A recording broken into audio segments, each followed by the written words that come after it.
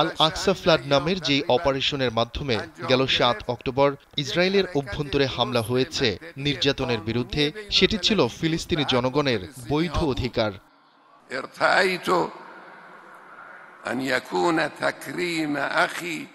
আমি আমার প্রিয় এবং গর্বিত ভাই, ইসলামী বিশ্বের একজন প্রিয় ব্যক্তিত্ব, এই অঞ্চলের জাতির প্রতিভাবান কণ্ঠ এবং লেবাননের উজ্জ্বল রত্ন সম্মানিত সৈয়দ হাসান নাসরুল্লাহকে আজকের জুমার নামাজে শ্রদ্ধার সঙ্গে স্মরণ করছি।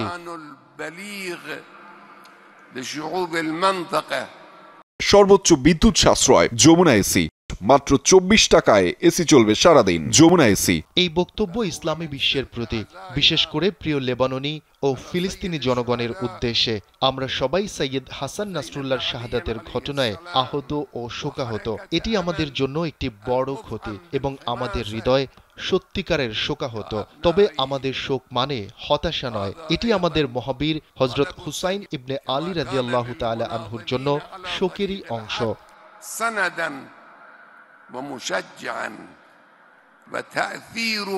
সৈয়দ হাসান নাসরুল্লাহ শুধু লেবাননের নয়, ইরান ও আরব দেশগুলোর সীমার বাইরে জনপ্রিয় ছিলেন এবং তার শাহাদাত তার এই প্রভাবকে আরও জোরদার করবে।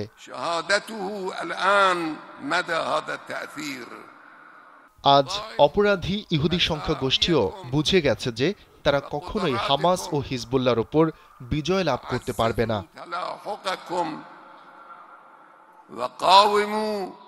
আপনারা আপনাদের চেষ্টা দ্বিগুণ করুন, প্রতিরোধ চালিয়ে যান এবং আক্রমণকারী শত্রুকে প্রতিহত করুন, যাতে আপনার বিশ্বাস এবং আল্লাহর উপর নির্ভরশীলতা শক্তিশালী হয়। আমাদের শহীদ সৈয়দ আজ তার জনগণ, প্রতিরোধ ফ্রন্ট এবং ইসলামী জাতির কাছে এমনই আহ্বান জানাতেন।